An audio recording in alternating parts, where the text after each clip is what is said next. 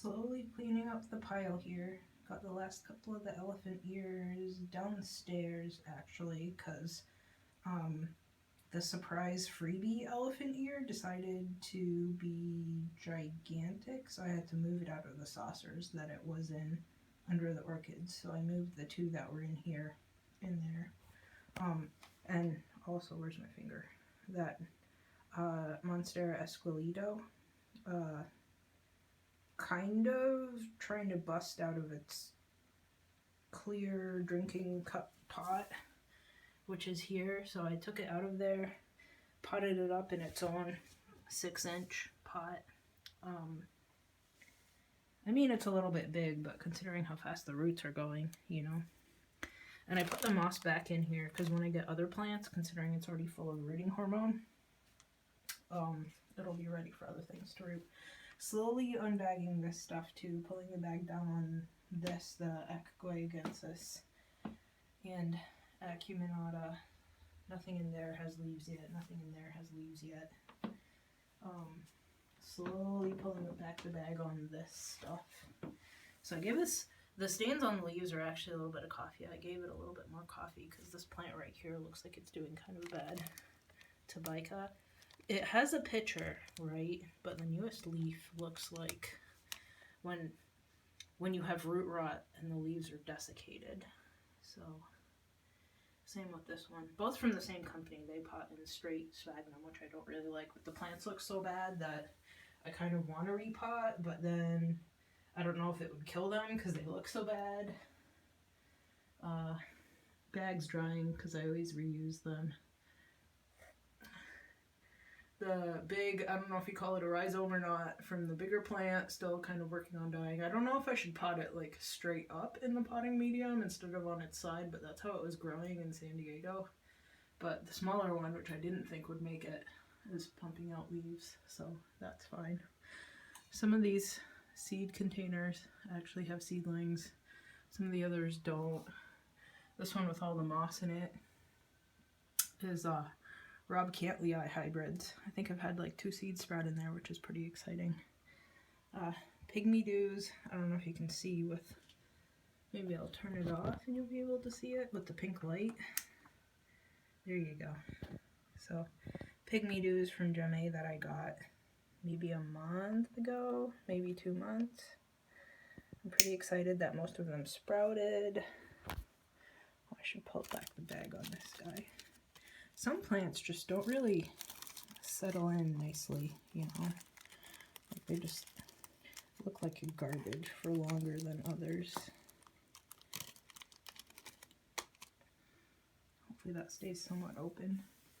Hopefully those begonias make it. Man, they keep trying to die every single time I pull the bag back, but I'm not gonna, I mean, I guess I could put them in the terrarium, but I don't particularly want to be growing just terrarium begonias, you know. What else in here? Oh, I moved those supposedly tropical jungle cactuses to in here in like an old deli container, because, I mean, what else would you use for saucers? I'm wondering if I shouldn't put the Brighinia reducta up here with the Hectioides, because the Hectioides seems to really like it.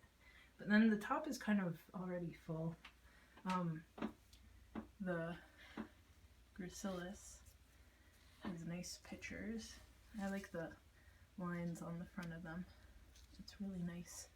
So it's got a couple more pictures that it's working on, and it's just kind of growing through everything else. The Casiana cross, always a favorite. Love the shape of the pictures.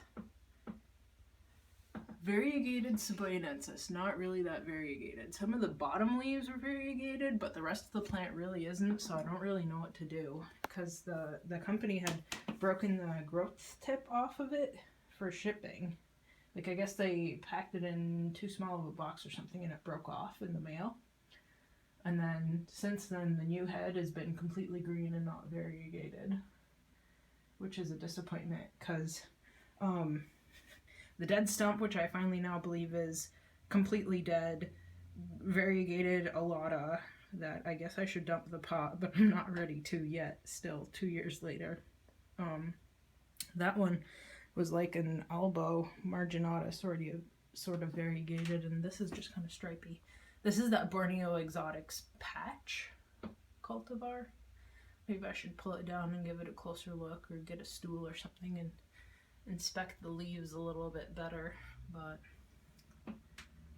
I feel awful tired today, so maybe not for today, because I've already spilled my coffee and some cherry soda, and I don't know if I told y'all, but I have some sort of weird rash. And you know, considering I think I got the stomach version of COVID earlier last year, maybe this is like the rash version of COVID, who knows, even though I've barely gone outside other than to just get groceries. Roof is not done yet. No snow. It's actually like 55 today, which is nice for getting stuff done that needs to cure outside in the warmth, but not nice for, I really miss snow. Oh, I think there's still water down there. Okay, let's hop downstairs real quick.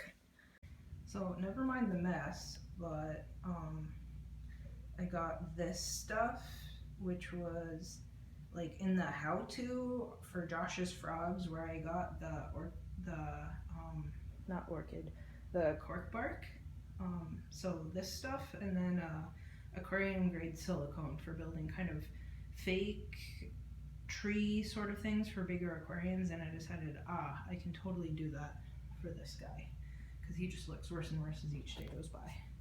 Because I made another order of that foam, the silicone, and then the cocoa husk. Hi, Georgie.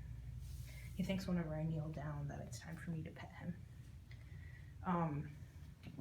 So here's the other elephant ears that I moved down, right? Because the one that decided to be surprisingly tall, I moved to over here. So that's a heck of a leaf, and considering it's trying to grow in a new one, I decided he needed to move.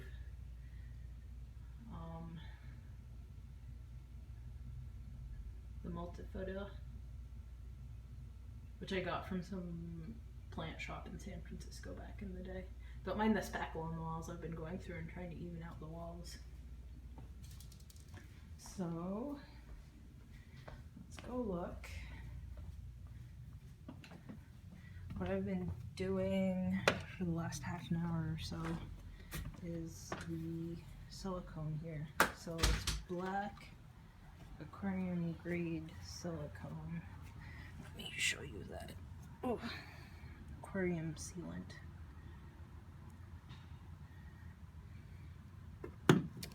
So everywhere that I put the foam, and I shaved down the foam too, I put the aquarium sealant and then I pressed some sphagnum moss onto it. Except for on the bottom here.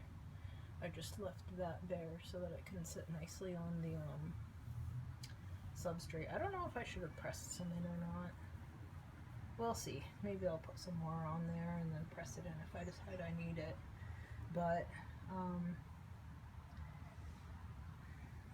here's my construction. So I pretty much just put sealant wherever the foam was so that it doesn't mold, considering it's going to be in kind of a wet environment. I'd added this second piece at the top to kind of give it a sideways going branch, because everybody says, oh, when it goes sideways then maybe it thinks it has a real tree branch, and then it'll bloom and you'll get the vanilla beans, which will be exciting. So here's the mess. Georgie's trying to get out, but he's not allowed. I think he just surprised himself with opening up the door. Uh-oh. Gotta weight this down with a jug of RO so it doesn't stick to the silicone. Ooh. Okay, so that's it for this week. Oh, and I watered the baby Venus flytraps. I realized they were completely dried out because I didn't really water it when it was freezing outside, but it looks like a couple of them are still alive.